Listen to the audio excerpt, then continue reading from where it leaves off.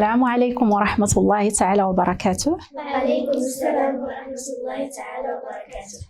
Aujourd'hui, je vais vous raconter une histoire du temps du prophète Mohammed sallallahu alayhi wa sallam. Une partie s'est déroulée à Mecca et une autre à Médine. À Médine, le prophète Mohammed, que le salut et la paix soient sur lui, avait bâti une mosquée. Comme vous savez, quand il a quitté Mecca et il est allé à Médine, pendant Al-Hijra Nabawiya, il avait construit une mosquée qui s'appelle Al-Masjid Al-Nabawi. À l'intérieur de cette mosquée, il y a une toute petite pièce où habitait une femme qui s'appelait Mahjan. Cette femme s'occupait de l'entretien de la mosquée, elle veillait à sa propreté. Et donc, cette femme se rendait assez souvent à la maison du prophète sallallahu alayhi wa sallam et elle restait avec son épouse Aïcha.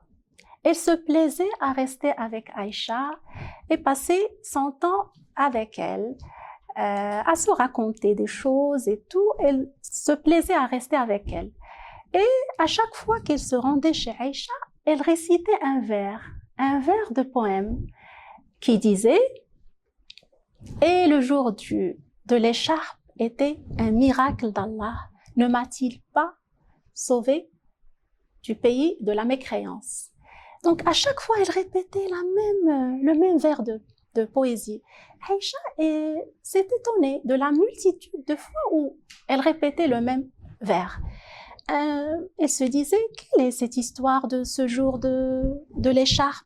Quelle est l'histoire de cette femme? Un jour, elle lui a posé la question. Elle lui a dit, pourquoi à chaque fois que tu viens chez moi, tu répètes le même vers de poème? Et quelle est l'histoire de ce jour de l'écharpe? Et la femme s'est mise à raconter son histoire à Aïcha. Elle a dit, j'étais une esclave à des gens à Mecca et ils m'ont affranchie. Mais comme je ne savais où aller, je n'avais ni famille pour m'accueillir, ni personne, donc je suis restée chez eux, comme la plupart des esclaves affranchis, qui n'avaient ni famille, ni soutien. Et donc, un jour était le jour du mariage de leur fille. Et je suis sortie avec elle pour qu'elle fasse son bain, parce que du temps du prophète, les maisons ne disposaient pas de salle de bain comme aujourd'hui. Donc, elles faisaient leur bain à l'extérieur, dans la nature, à côté donc dans un point d'eau, dans un lac ou un ruisseau. Elle est sortie avec Mahjan pour faire son bain et la fille, elle portait une écharpe, une belle écharpe rouge en soie. Et donc, quand elles sont arrivées au ruisseau, la fille a déposé son écharpe par terre, à côté de Mahjan, et elle est allée prendre son bain. Soudain, un oiseau prédateur de la famille des faucons est venu et il a pris l'écharpe, croyant que c'était un morceau de viande, parce qu'elle était rouge. Il l'a prise et il s'est envolé, il est parti. Quand la fille est sortie de son bain, elle n'a pas trouvé son écharpe. Elle était vraiment étonnée et elle a cherché, elle n'a pas trouvé, elle a appelé sa famille. Ils ont cherché partout, ils n'ont pas trouvé l'écharpe. À ce moment-là, ils ont accusé Mahjan d'avoir volé l'écharpe. Mahjan s'est retrouvée dans une situation très difficile, dans un moment de détresse intense, parce qu'elle était honnête. Et donc, ils ont fouillé ses habits, ils ont même fouillé ses sous-vêtements. Elle a ressenti toute l'humiliation du monde. Elle était très chagrinée, elle était en détresse. À ce moment-là, qu'est-ce qu'elle a fait Mahjan? Elle a pensé à invoquer Allah. Elle a levé ses mains et elle a invoqué Allah pour lui porter secours, pour qu'il lui vienne en secours. Et donc, Mahjan, à ce moment, elle n'était pas musulmane, mais elle n'a pas pensé à invoquer ces idoles parce qu'ils avaient l'habitude d'invoquer les idoles. À Mecca, il y avait toujours des mécréants. Mais elle, spontanément, elle a pensé à Allah, l'unique Allah, et elle lui a demandé secours. Et la réponse d'Allah était vraiment très rapide. Et soudain, l'oiseau est revenu portant l'écharpe. Et il a survolé au-dessus de leur tête et puis il a lancé l'écharpe par terre. Ils se sont précipités pour voir si c'était l'écharpe de leur fille et ils ont trouvé que c'était bel et bien l'écharpe de leur fille. Alors là, Mahjan était vraiment très soulagée, très heureuse qu'elle soit rapidement innocentée et débarrassée, soulagée de cette peine. Et donc, elle leur a dit, et voilà, donc vous prétendiez que j'ai volé alors que j'en suis innocente. Et depuis ce jour-là, elle a décidé de quitter Mecca pour aller à Médine. Et elle est allée à Médine pour voir le prophète, que le salut et la paix soient sur lui. Et devant lui, elle a professé la religion de l'islam, c'est-à-dire elle a embrassé l'islam. Et depuis ce jour, elle a été bien accueillie par tous les musulmans, les musulmanes, et elle a été accueillie par les épouses du prophète. Il l'a traitée comme une des leurs. Elles avaient vraiment sa propre valeur. Elle a retrouvé sa dignité. Elle était vraiment bien. Elle n'avait aucun problème.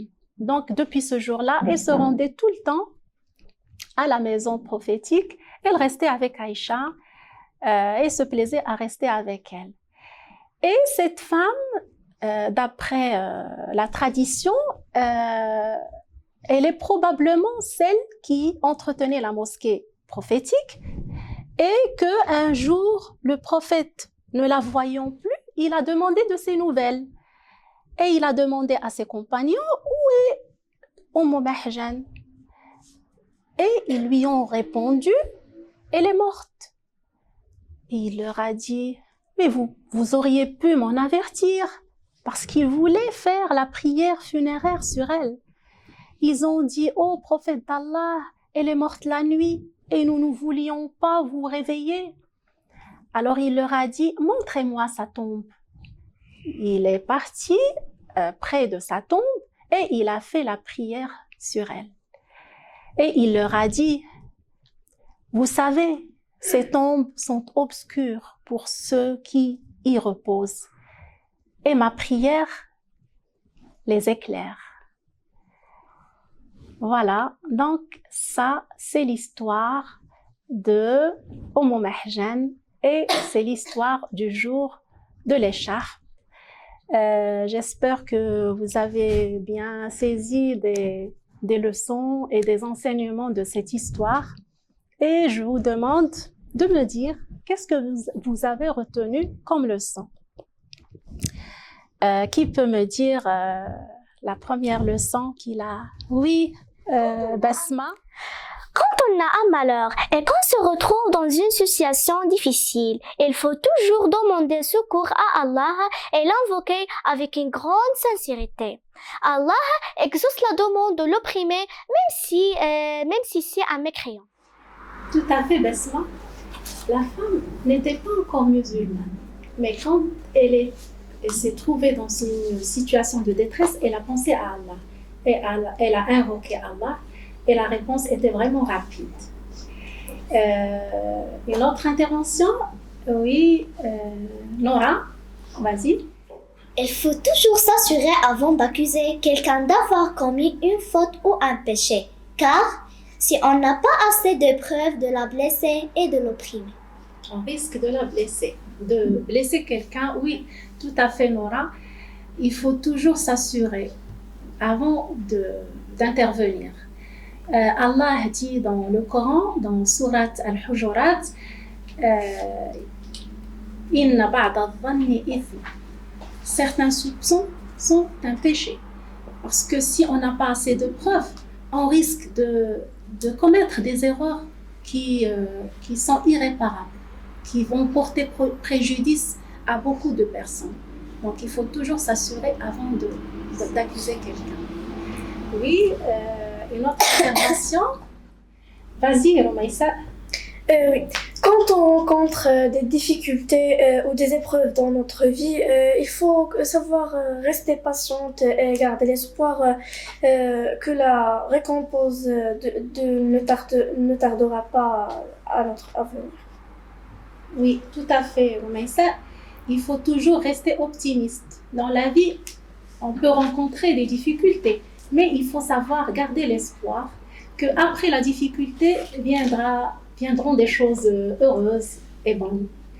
Une autre intervention? Quelqu'un, il faut toujours lui demander des excuses. Oui, très bien, Reda. Oui, il faut toujours rester humble et modeste.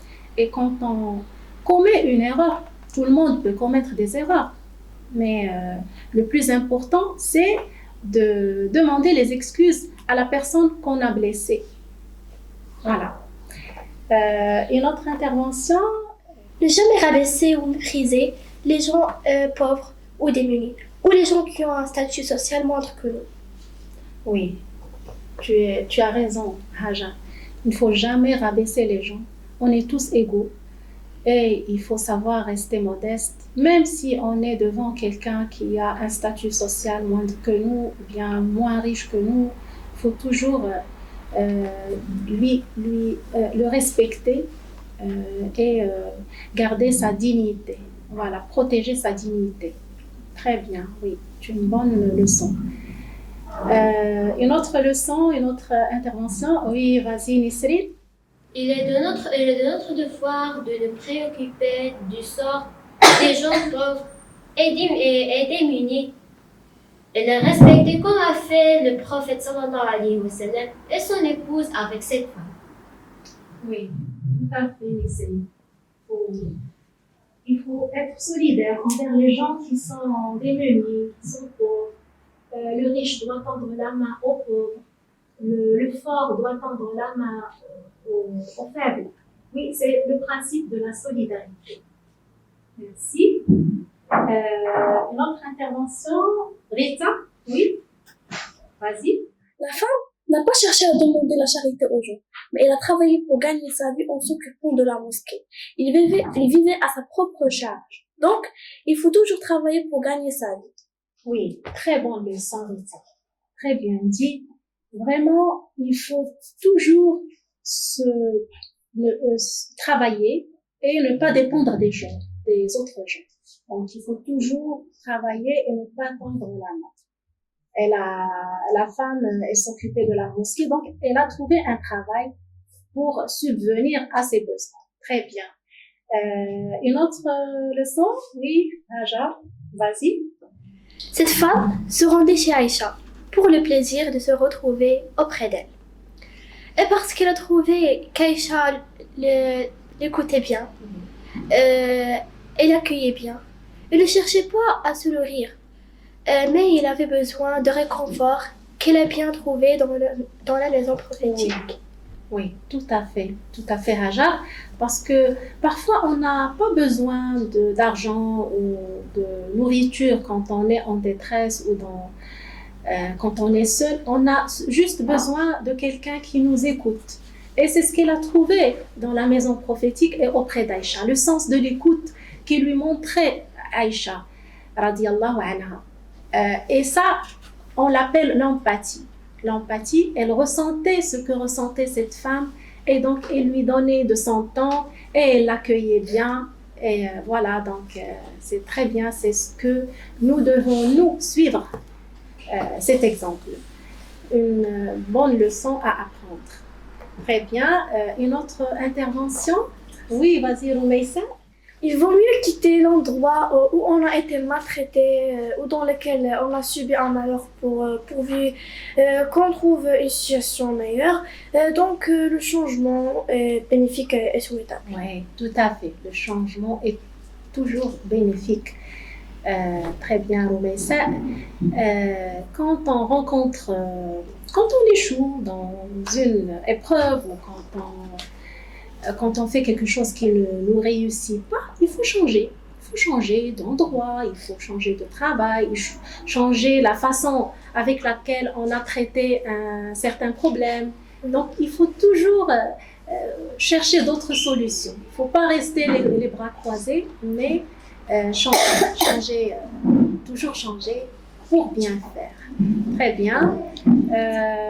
Une autre leçon, qui a une autre intervention? Oui, Rita, vas-y. On a vu comment était la maison prophétique. Elle représentait un refuge pour les musulmans. Et surtout pour ceux qui étaient les plus pauvres et les plus démunis. Démunis, oui, tout à fait, Rita. La maison prophétique représentait un refuge pour les gens démunis. Ils trouvaient ce dont ils avaient besoin. Et c'est comme ça qu'on doit nous aussi traiter les gens pauvres. Il faut bien les accueillir, il faut les rapprocher de nous.